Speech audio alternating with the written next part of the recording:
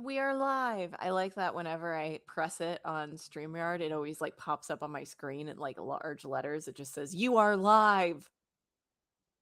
Yes. Um, Good evening, ladies and gentlemen, and welcome to our April Movie Club. Uh, this month we watched The Dark Knight, which was something that was suggested a couple of times in my suggestion sheet, and so I decided it was time. Before we get started, just a couple of housekeeping things.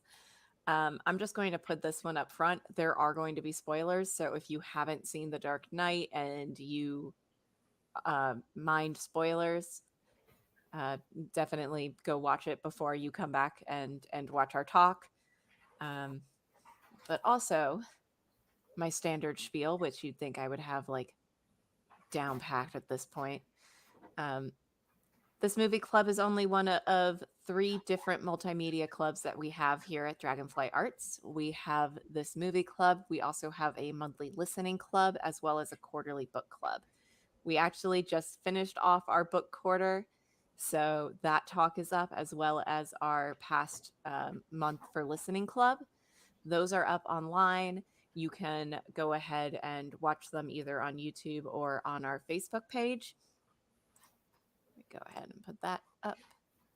The Facebook page is where we announce all of our picks on the first of the month. So, coming up this Wednesday, we will have a new set of picks for movie, listening, and book club, which again, we only have once every 3 months.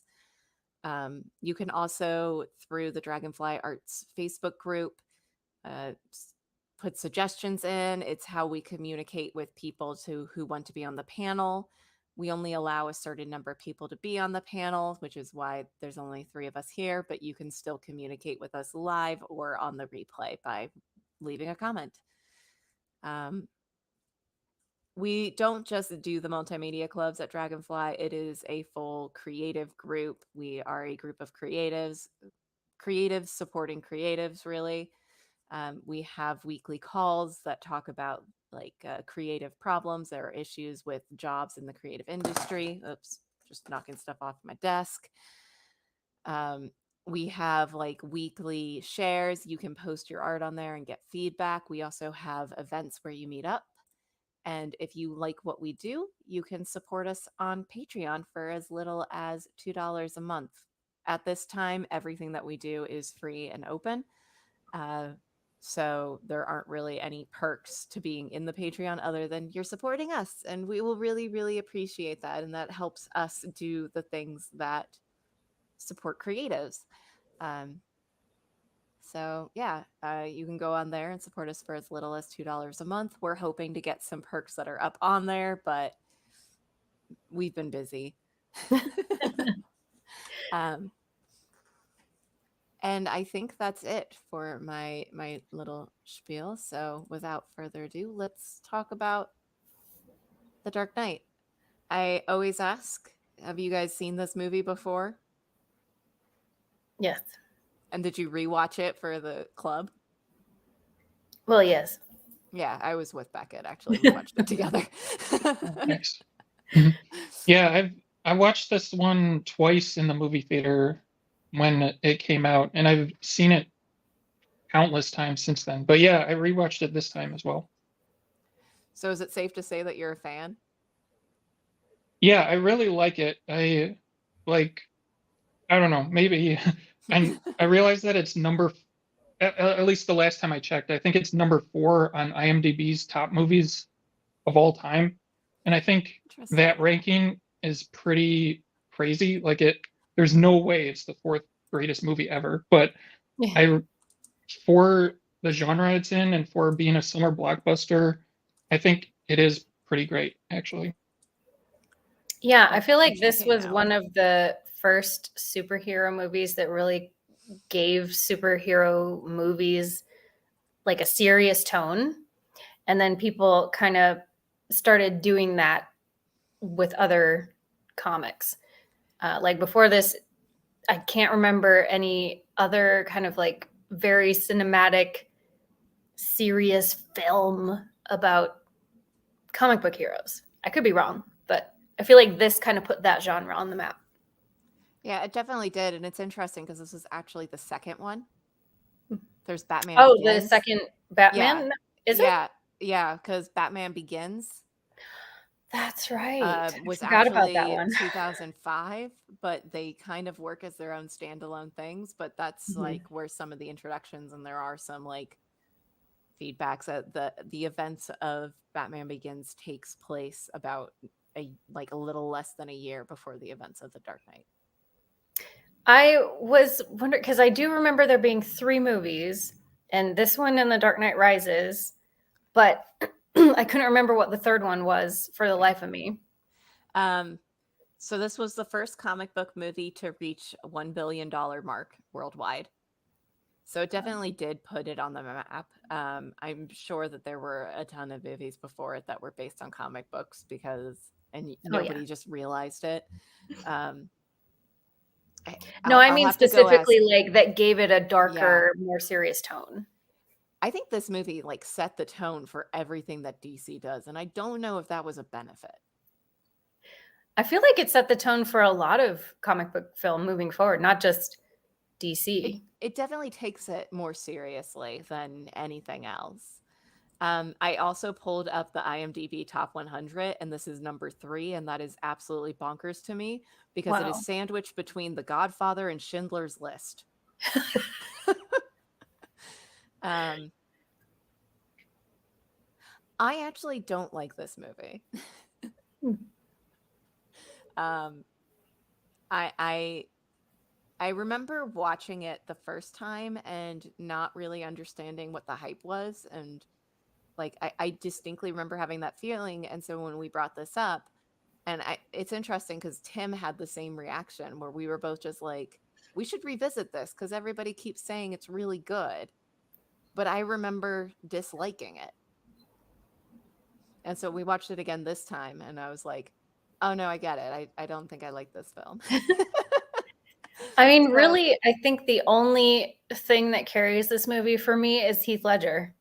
Yeah, he does I think everybody in it actually does a pretty good job. Like there's not really, and I'm a huge fan of the opening sequence. I think it's a great introduction to the movie and the Joker and like the vibe of it all. It introduces a lot of things in a very like clear, concise, and like not overhanded way. But I don't know. I think you're never allowed to sit with anything. Yeah, so like I kind of somebody will say something and then it will just move into the next scene and you'll never get to live with that thing. And so by the time I comprehend what somebody said, it's like 3 scenes later. Yeah, I think for me, what I really responded to when I first saw it and what I mostly respond to now is kind of, in a way, the vibes of the movie, just kind of this feeling of rising tension. But now the little scenes, there are just tons and tons of little scenes that just don't add up to me. So I still feel the vibes of it, but now the little kind of plot holes bother me more. And I think about this one concept that Alfred Hitchcock talked about. I didn't look it up beforehand, so I'm probably not remembering all the details of it, but he had this concept of of a refrigerator door plot hole, and to him this meant the type of plot hole that the audience accepts while they're watching the movie, but then later when they're at home getting a sandwich or whatever from the refrigerator, they just think to themselves, wait, that part didn't make sense.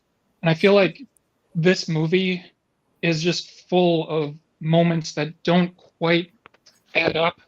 And I think Christopher Nolan in general is sort of the modern king of this sort of plot hole, this sort of refrigerator door plot hole where he gets the vibes right, but then just little things don't add up.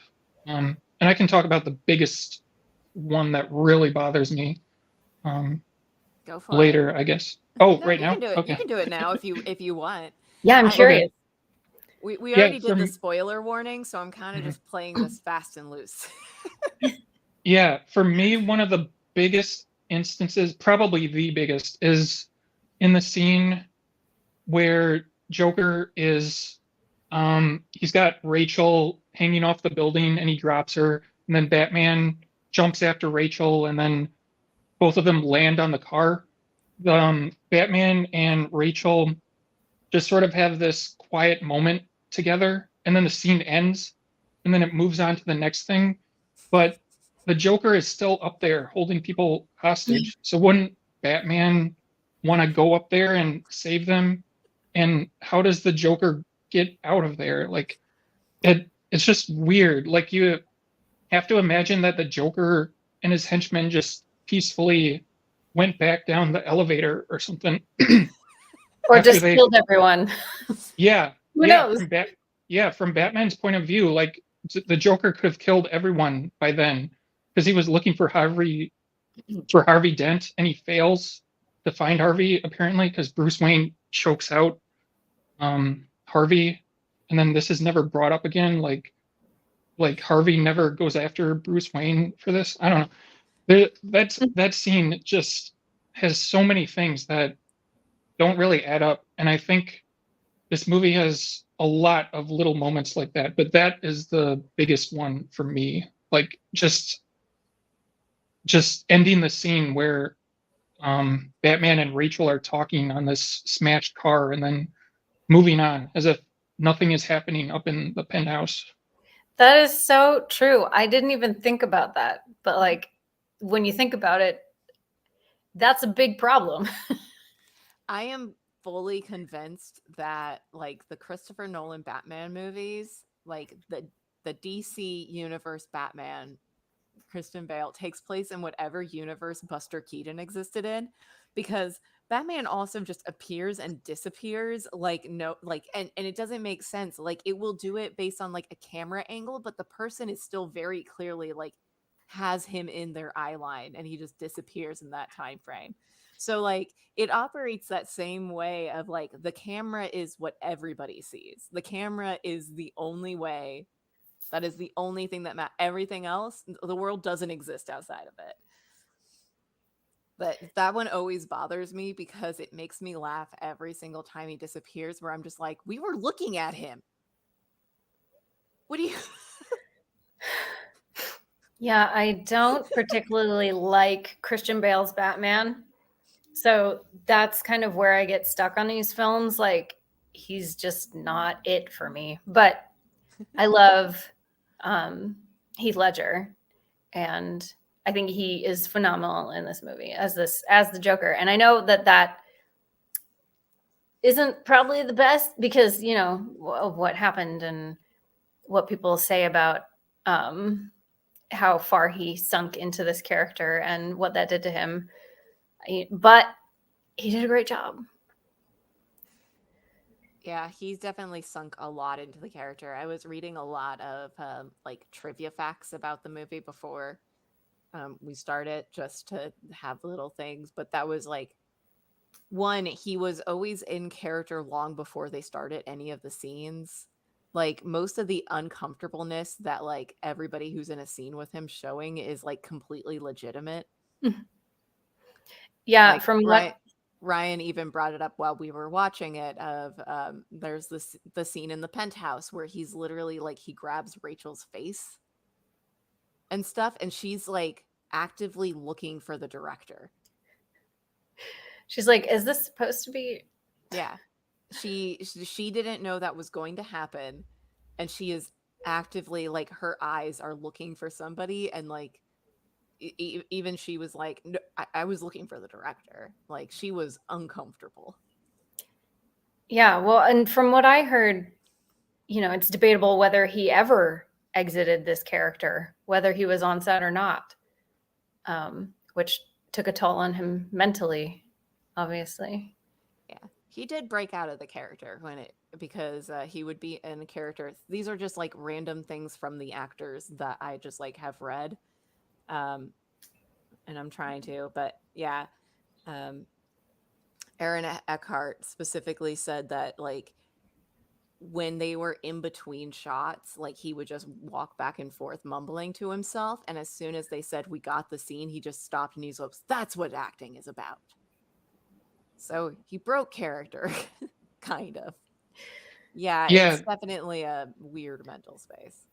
Yeah. yeah. I was gonna say there is I don't know where it's from exactly, but there was like kind of this viral video of Heath Ledger as the Joker skateboarding in between scenes on the street.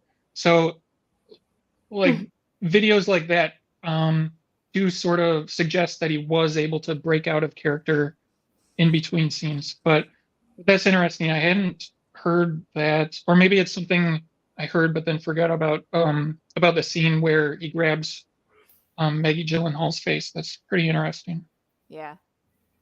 Um, one of the other things I like is that Cillian Murphy's in this.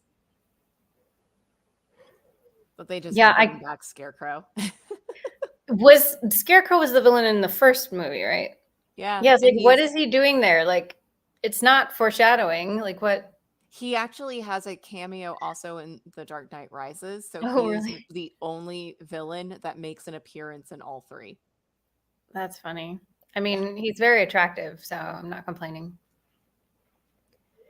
Yeah, and speaking of actors who are in a lot of Batman movies, apparently the guy who tells, or in the party scene in the penthouse, there's that guy. He's kind of old, and he's like, "We're not intimidated by thugs." And then the Joker is like, "You remind me of my father."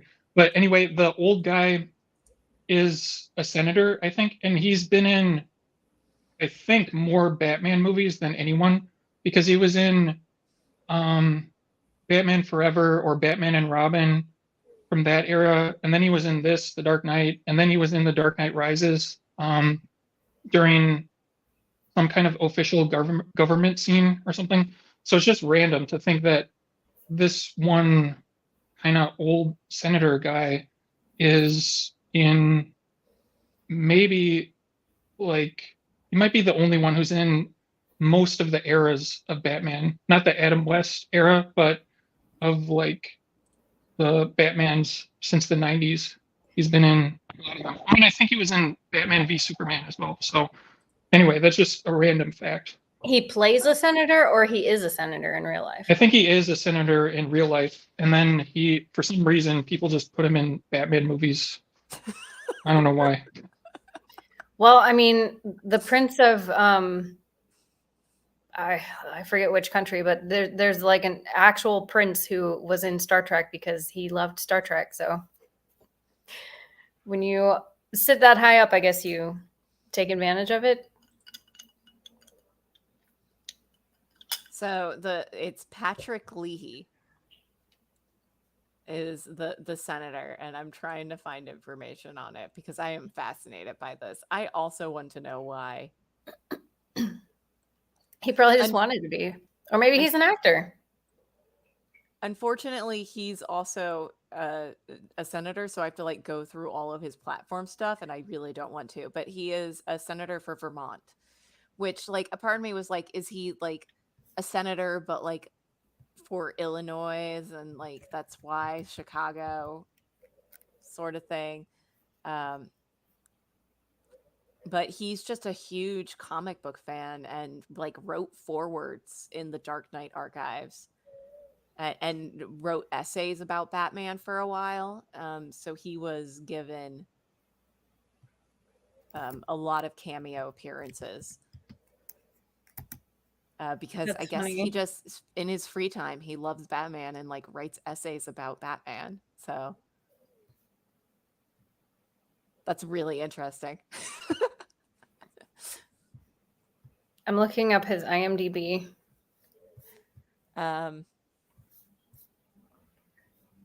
Yeah.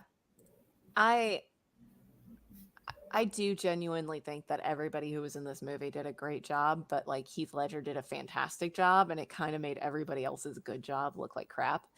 Um, I think it's more because like I am trying to like be like what is it about it, and I think it is just like how fast it moves.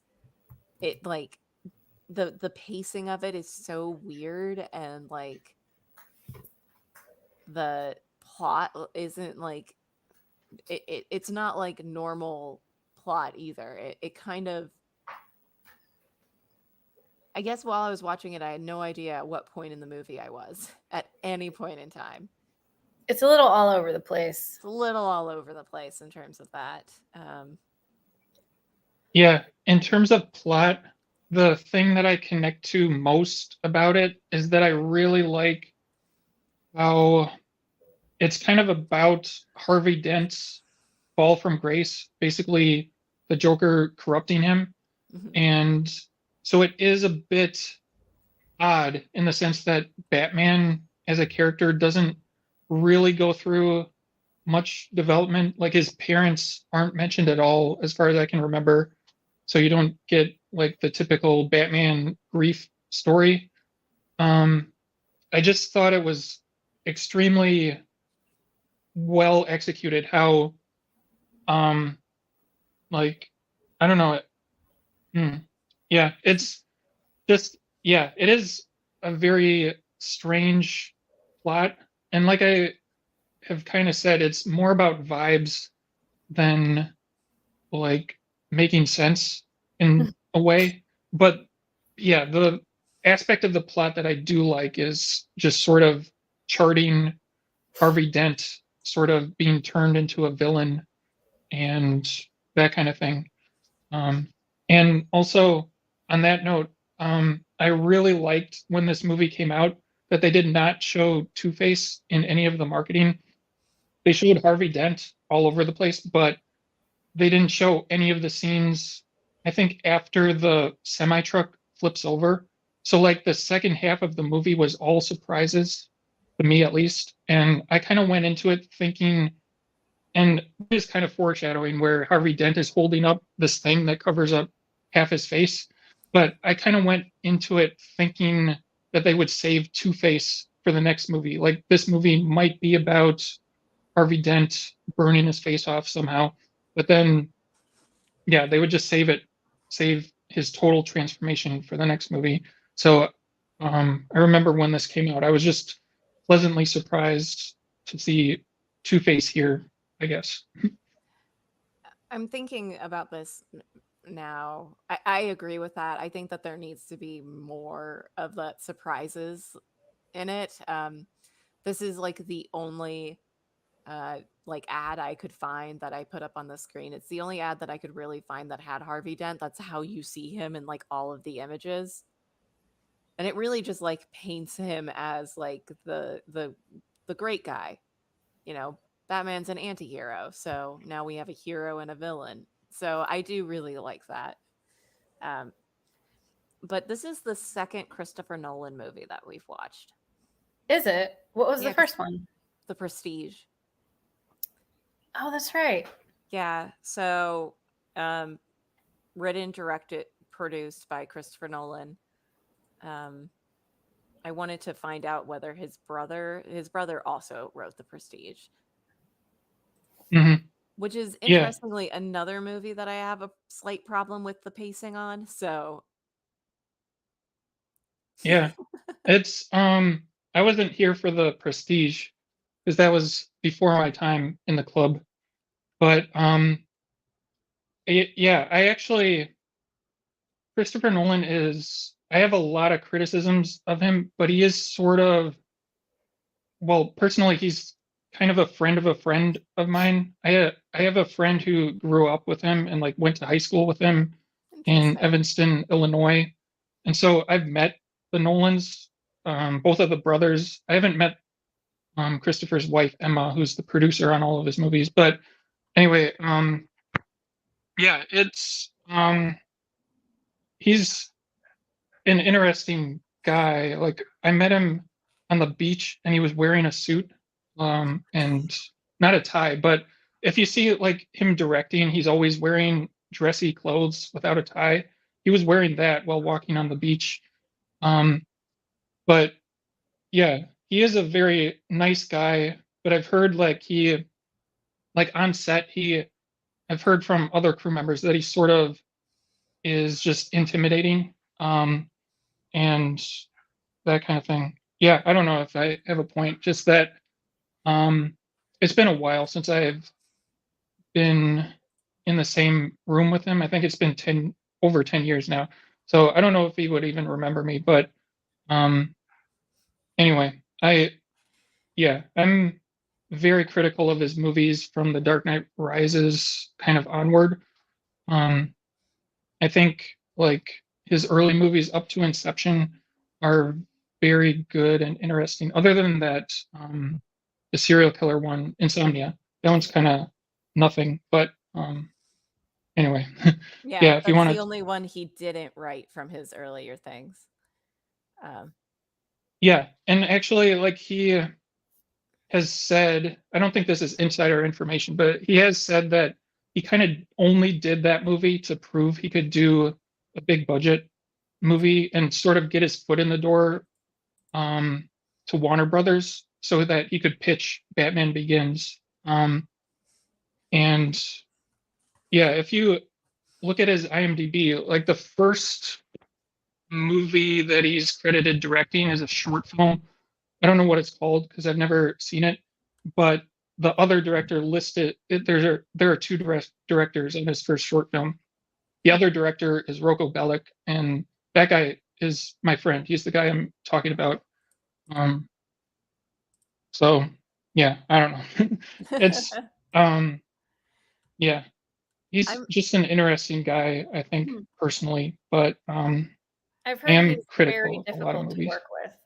I mean, Yeah, I he for somebody who writes and directs like all of his movies pretty much, like they look like he's somebody who is a little bit more heavy-handed. Just like in like they look like somebody who's hard to get along with.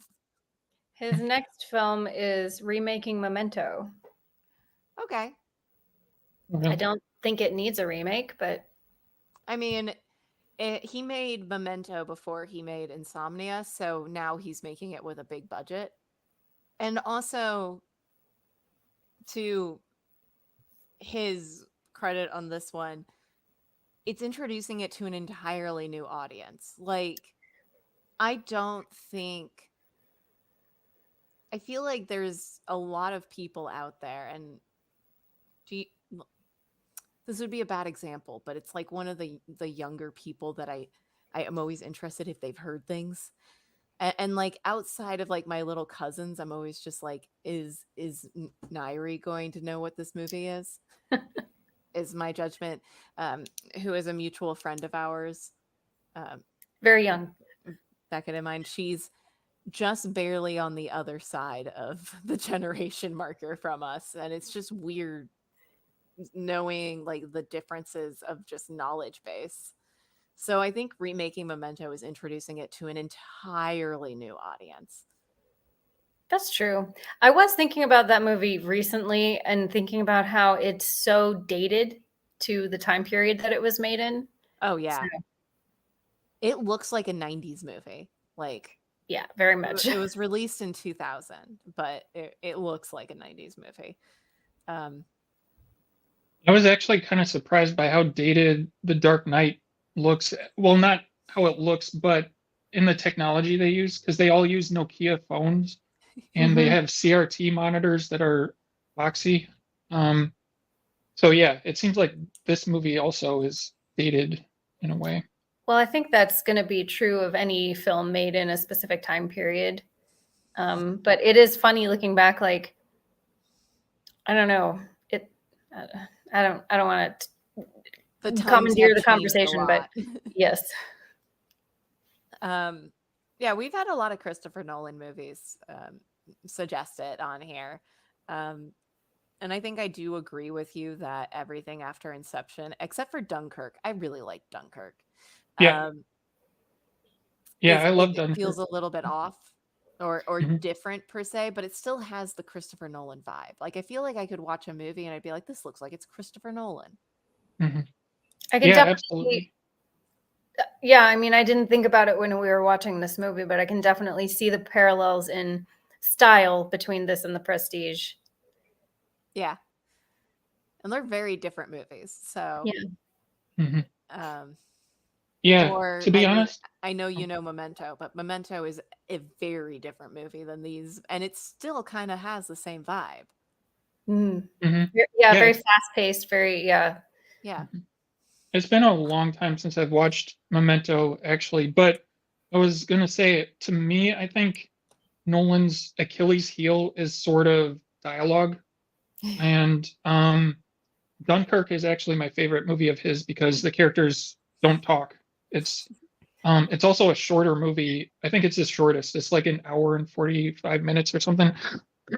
So I really like that one. But then the one he made after that, Tenet, I just think is really bad. Like I really don't like that one because there are just constant explanations, and I don't know. I don't want to get too derailed, I guess, from The Dark Knight. I think this time rewatching The Dark Knight, I noticed like his kind of bad dialogue habits taking hold in a way.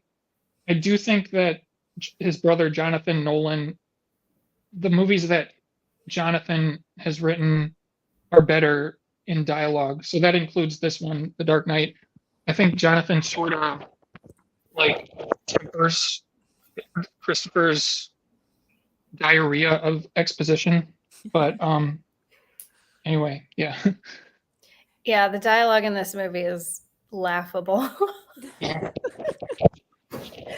It's weird though because I also feel like I kind of write it out as like Bruce Wayne is in the upper echelons of like these are all people that are in the upper echelons of society, and I'm like, well, maybe I just don't get it. Or maybe the dialogue is just bad. Or maybe the dialogue's just bad. Yeah, I I will say that some of the lines of dialogue have become sort of iconic.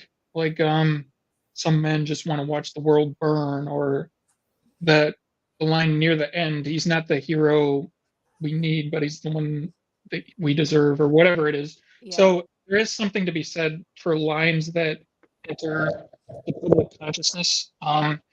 But overall, it's the dialogue is just not naturalistic. But this time I really noticed how many lines just sound unnatural, and they seem to only exist to set up the next line, like someone making a comeback, or like um dunking on the person who just said the line. I don't know, it's Yeah. a bit too noticeable. I feel like a lot of the like the interpersonal um dynamic is missing in a lot of his dialogue in this movie.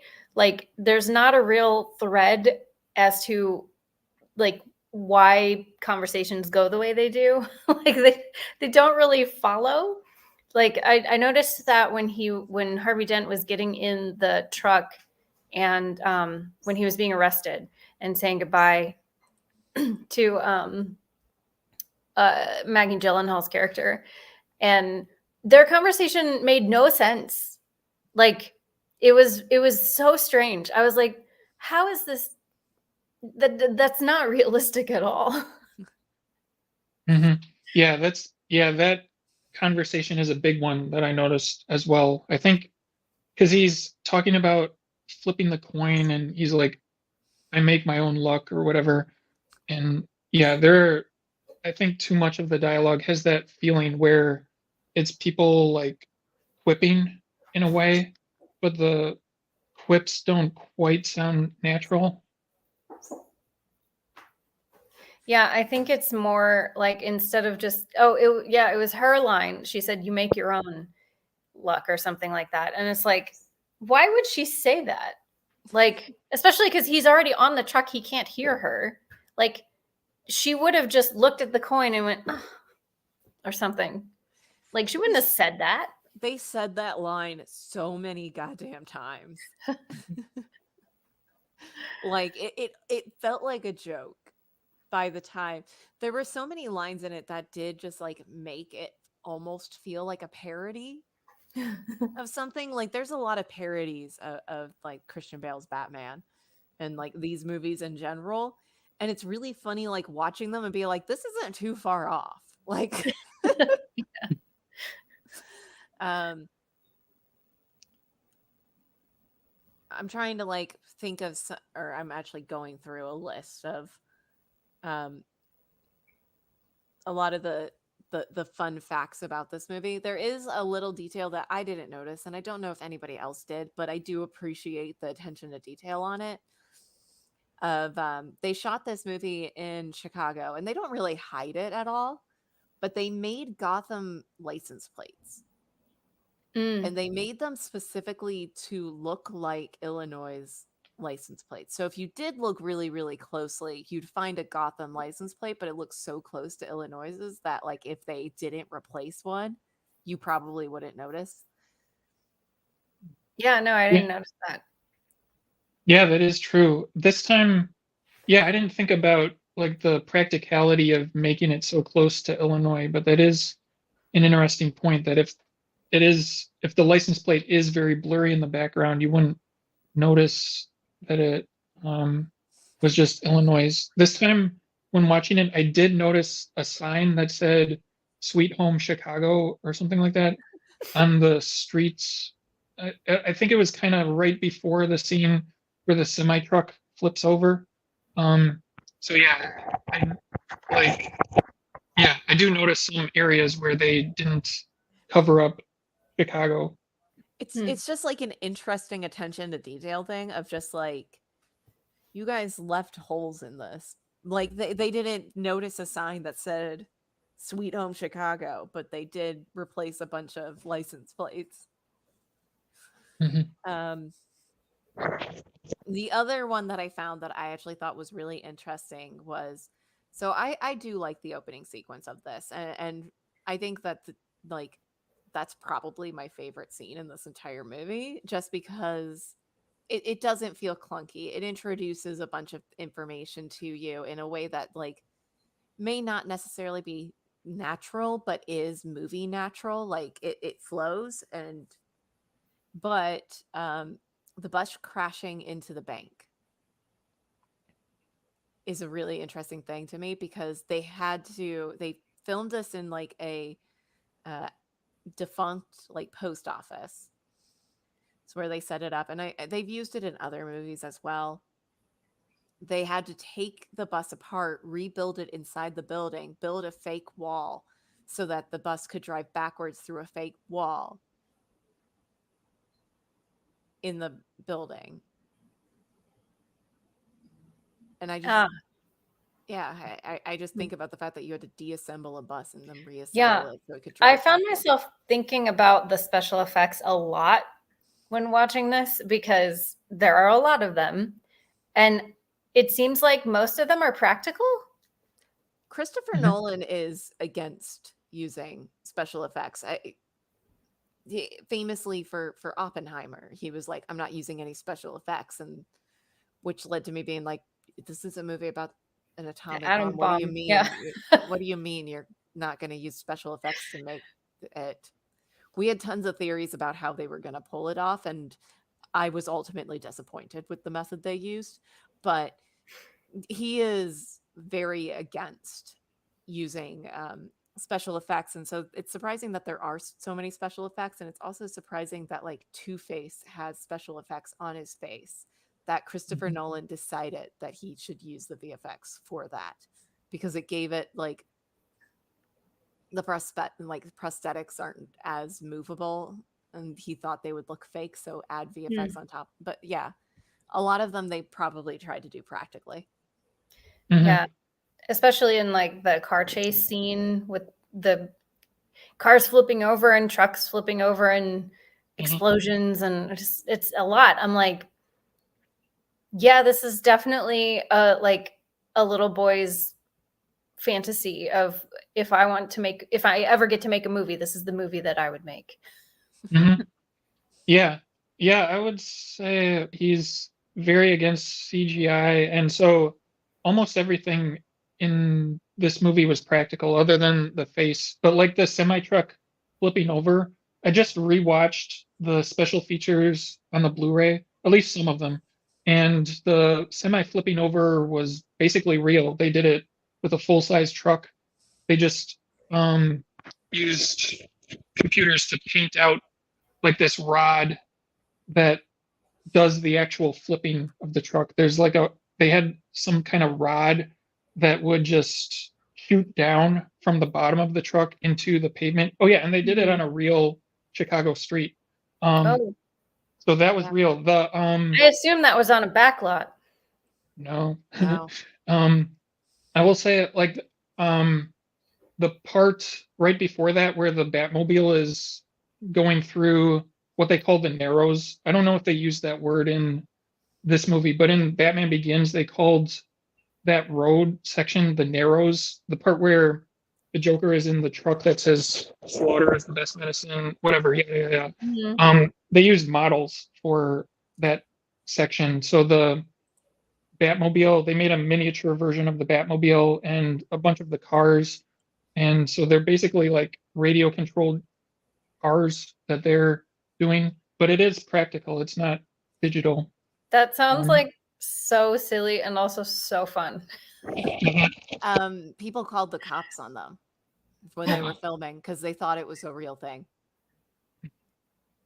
So yeah, Interesting. they were absolutely shooting on actual Chicago streets. Wow. During that scene, Ryan leaned over and goes, "I had to load stuff in at right there." Hmm. So yeah, it's a neat little place, but it's very recognizable. Yeah. Yeah, the like underground Yeah, street. Yeah, very cool. I've never been to Chicago, so I don't know. Hmm. it's nice. You can go on a Batman tour where they will take you Oh, to all the sites that they used to film this movie. interesting. Oh. Yeah, I haven't been to Chicago in a long. Well, I kind of went there in December to buy a computer, but because my other place where I grew up was Wisconsin, so my parents would take me to Chicago sometimes. But it's been a while since I've been to the downtown area. But yeah. Oh, and I also just wanted to mention quickly, I absolutely agree that the atomic explosion in Oppenheimer was disappointing to me. So I do, in general, I kind of appreciate Nolan's refusal to use CGI. I do think in general doing it practically adds something to the movie, but I don't like it as a dogma. Like I don't like when it turns dogmatic. In my opinion, in Oppenheimer, it kind of turned dogmatic, where they really swore off of CGI to the detriment of the movie, rather than using practical effects to help it or whatever. Yeah, I can But definitely see like using practical over CGI in a time period like when this was made makes sense because the technology wasn't where it is today yet at that point. So there is something to be said. Lots of movies got made with really bad VFX. They still do, but there is, I think, a line to that where it makes a lot more sense to CGI something, especially like an atom bomb explosion into a film. My suggestion for it was use old footage. Or that too. But the old Yeah. footage would be it would. I mean, there are things you can do to like up-res it and restore it and stuff, but There's a lot of actually very good imagery for it. But yeah, on top of that, Christopher Nolan also has a weird thing where he thinks that all of movies need to be seen in movie theaters, so he doesn't redo the sounds for it. yes, I remember talking about that during the Prestige, and I was thinking about it when we were watching this movie, not remembering which movie it was that we talked about that. Yeah, the Prestige, you don't notice it quite as much. Like everything is more flat level. For this one, I don't think we could have watched this without subtitles on Yeah. because there was like no way. Like the options are hear everybody speak and then Get your ears blown out. yeah, upset all of your neighbors or listen at a reasonable volume and understand no dialogue. Yeah. Mhm. It was Yeah, very annoying. I hate yeah, that. I hate it so much. yeah. The volume really bothered me on this one as well because I kept I didn't use subtitles, but I kept having to just change the volume constantly because the explosions and action would be too loud and then the dialogue would be too quiet. So yeah, just having to constantly monitor the volume was pretty annoying. Yeah, so next time you see Mr. Nolan, remind him that not everyone has the capability of watching all movies in movie theaters at all times. You know what? I think he knows. I actively think that he knows that. I do want to ask, like, if you guys have a favorite scene, because I already talked about what mine was, but is there like a scene that like stuck out to you for this movie? I think I do. Oh, so go ahead. I was just gonna say, I think the magic trick is my favorite scene because I remember watching that in the theater both times. The audience just jumped when the Joker slams that guy's head on the pencil. It was just so, it was like a level of violence that you didn't see in comic books up to that point, even though it's not gory or anything. It's just like slamming his head down and then the guy just kind of disappears. You don't see the aftermath of this pencil sticking out of his eyeball, but it was just the idea of like watching the villain slam a pencil through a guy's eyeball and into his brain. Um, it I guess it left a lot to the imagination, but it was just so surprising when it happened. I really like that scene, and I really like the opening as well. I think both scenes are just a great introduction to the Joker's character in this movie. Yeah, I like the opening scene as well. I mean, pretty much anytime the Joker's on screen, but also the one that stands out in my mind, besides the very beginning, is the whole kind of climax confrontation between Batman and the Joker when he's got him strung up upside down. They're like bantering, and he's like, "I think we're gonna do this forever. You can't live without me, and I can't live without you." Yeah, and that scene kind of takes on a sadness because Heath Ledger died, I think, before the movie came out. So, I mean, the audience would know that you would never actually get to see this eternal battle that it's setting up. But Yeah, well, yeah, and how awesome would it have been to have seen more of him in that role? mhm. I feel like the movies would have like been more surrounded by him. Like he would set the vibe for it. Another scene that I really like that I didn't bring up is actually I think improv. I think it's Heath Ledger leaving the hospital and like some of the explosions don't going off and like him playing around with it, which I I'm pretty sure was like improv. Yeah, I love a lot of the little, like, I found myself noticing the small ticks and quirks to the Joker this time around watching it, where like just the very minute choices that he makes to deliver a line, or where his eyes are looking, or like it's so well done, so well crafted. It's funny that I brought that up and then I immediately found the actual information on that scene. It was planned, kind of. It was developed because the safety coordinator needed a way to, but because they wanted to just knock the building down to the ground in one shot, but they needed it to everybody to be a safe distance away. Mm-hmm. So they put that in as like blow up a part of the building and then have the actual detonation be set for when everybody is far enough away. But he didn't actually like know when it was. So the 2 point response was actual, but like he presses it the first time and nothing happens. And then he just keeps doing it until it actually happens. Yeah, I think one of my favorite lines is, "No, I killed the bus driver." Because then watching that unfold and being like, "Bus driver? What bus driver?" And then it just seamlessly lines up with the rest of the school buses. Like, that was, watching that for the first time was like magic. Which I have questions about, quite honestly. Yeah, It's one of those exactly. plot hole things of like, Sure, but like nobody noticed that the bus just crashed into the building. Also, you're packing a bunch of school kids in next to like where there's an armed robbery happening for some reason and not Yeah, that's vacating true. the area. There was a Like, perfect bus size well, spot for him to pull they out hadn't into.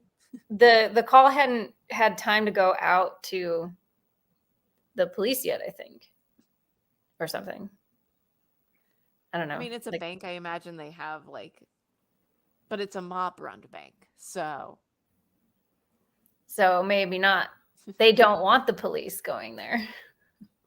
um, I Yeah, did no, have I questions while it was happening, though. I was like, well, that seems I weird. do love it though. It seems like such a beautiful, like, oh, of course, moment. yeah. Yeah, I have like the same feeling as Rebecca with like the bus crashing in and then instantly blending in. Just kind of, even if the police weren't involved at that point, it seems like the other traffic would stop or just try to go around or something. I don't know. Um, but yeah, the other point about like Heath Ledger's little ticks and little actor choices, I agree that those are all pretty amazing. I was gonna say, well, yeah, about the Joker continuing if Heath Ledger had lived. I think Christopher Nolan did release some information about his plans for the third movie, and it did involve the Joker in some way. Um, and then Jonathan Nolan talked about bringing the Riddler into it or something. So I think it was. I can't exactly remember what role the Joker would have played, but it was a plan to have the Joker in the third movie until Heath Ledger's tragic death. Mm-hmm. Yeah, I mean, also, like, he is the main villain of this, but he's not. And that's, I think, is another reason why I kind of have a dislike for this movie, is because I feel like it should be more about Two-Face. And the Two-Face thing is so truncated that it feels like it should have more of a thing. And so I would have liked it be more of a, you introduce the Joker, and the Joker is just the person in the background while there's the actual villain of the week, essentially. Yeah, I can see that operating better as a plot device. However, I'm glad that that's not how this movie happened, because then we wouldn't have gotten enough of Heath Ledger's Joker. Yeah. I also I really hated this, and I was like, I think it might have been like just a part of his character, but I still disliked it, of the scene in the hospital where he's just like, "Well, I don't scheme. That's I am an agent of chaos. I don't scheme." And I was like, "Yep, that's why you had a bunch of men who were all designed to kill each other in the opening sequence and have literally this entire time come up with very intricate schemes." Ah, but the Joker lies. Yeah. It's just like, stop saying it, man. Um, yeah, I feel like this movie suffers from the same kind of too many villains problem as like some of the Spider-Man movies. It's like, why do we need all of these villains going at the same time? Like, can't we just have one main one? Maybe set up some foreshadowing for another one, but just keep it to one. Yeah, I do think it's done better in this movie than in previous Batman movies before Batman Begins. Because you have to remember, in the 90s, there was Batman Forever and Batman and Robin, two movies that basically killed the franchise until Nolan took it over. But those movies each had two villains as well. But I felt like in those movies, I mean, it's been a long, long time since I've seen either of them, but they're kind of, at least Batman and Robin is kind of infamously bad. And it just has Arnold Schwarzenegger making ice puns while Poison Ivy is, I don't know what she's doing exactly. Oh, and Bane is also in Batman and Robin. So, yeah, the previous Batman movies truly felt packed with villains in a bad way. And I think I can see the point about, especially about like Two-Face feeling a bit truncated or short. I do, yeah, I do agree with that now that I think about it. But I in do think, general, yeah, sorry, I was just gonna say I do think that it would have been nice to see more development of Harvey Dent into Two-Face. I feel like that transition was a little abrupt for him as a character. He like turned on a dime, which I don't know if that's realistic. I mean, his girlfriend died. Yes, but lots of people's girlfriends die and they don't go off on a killing spree. I was always annoyed by that because I was like, I feel like this could be easily thing if you just tell him that you were trying to save her. He did, didn't he? No, nobody tells him that. Nobody at any point in time says that they were trying to save her and were given opposite addresses. Well, Nobody ever tells him. he had to become Two-Face. Yeah. Mhm. It was like one of those like sitcom problems where you're just like, it feels like there's a simple solution if you guys just sit down and explain what happened. That would ease a lot of tension here, but that's not beneficial to the plot. We are coming up on an hour though. So does anyone have any final thoughts that they have to get out about The Dark Knight? I guess this was also the beginning of Nolan using IMAX cameras for some scenes. And overall, I really like the look of IMAX and the resolution. But even to this day, whenever the aspect ratio changes, it's just distracting because he does the same thing in Oppenheimer. He does it every movie from The Dark Knight onwards, where he just has some scenes in full IMAX frame and then a lot of scenes in kind of normal widescreen CinemaScope or whatever. And I just find it very, very distracting. And I often can't see the logic of when he changes the aspect ratio because it sometimes happens within the scene, like from shot to shot in the same scene.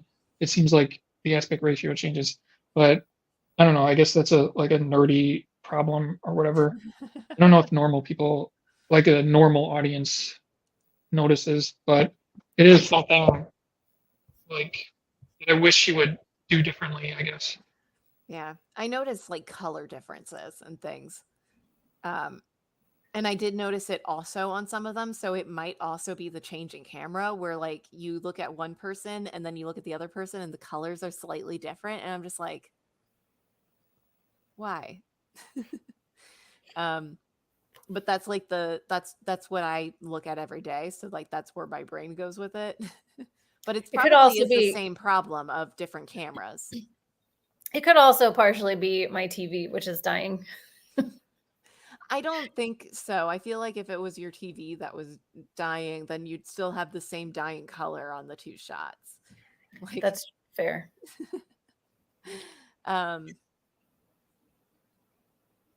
yeah. Any final thoughts, Beckett?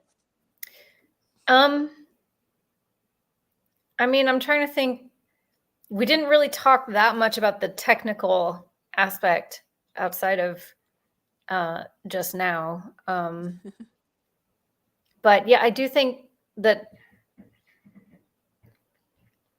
I don't know. I like the mood of the film. I think some parts were a little too dark.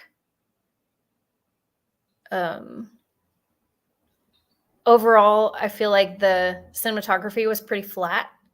Like it could have been more exciting, could have been more interesting. But that's, I guess, his style.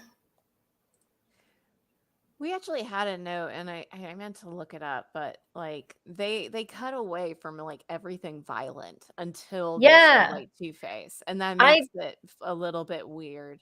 I did remember this movie being very Well, I meant violent.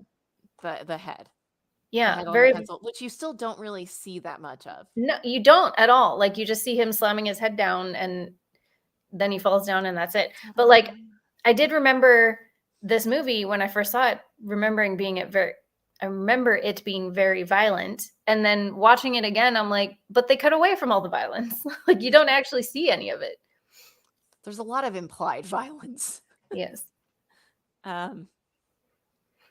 Yeah, we really didn't go into like a lot of technical aspects, but I think that's also because we spent a lot of time talking about Christopher Nolan's style, which is fine and kind of what I was expecting, to be completely honest. About those IMAX cameras, they broke one. There were only 4 in existence, and they broke one while filming this movie.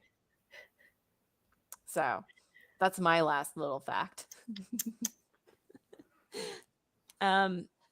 But on that note, I think I am going to end the discussion for the evening. But if you have anything else that you would like to share, or if anybody out there has their own comments they'd like to add, absolutely leave them in the comments, and we'll have to read them and discuss them in writing. Thanks for watching. Bye. Bye.